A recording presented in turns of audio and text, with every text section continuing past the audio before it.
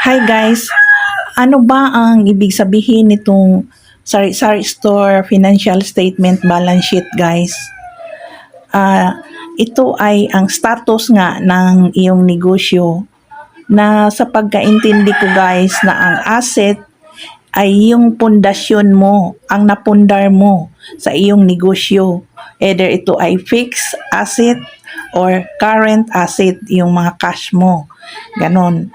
At saan ba ito nanggaling? Paano mo ito nakuha?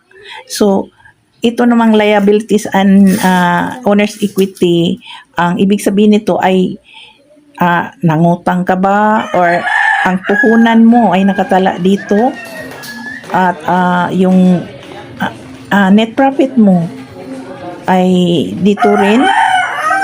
Kaya kailangan na mag-balance ang asset at ang liabilities and owners equity guys, dahil yung pundasyon mo ay yung asset at kung saan mo ito ginamit or ano ang pinagmulan nitong bakit nagka-asset ka.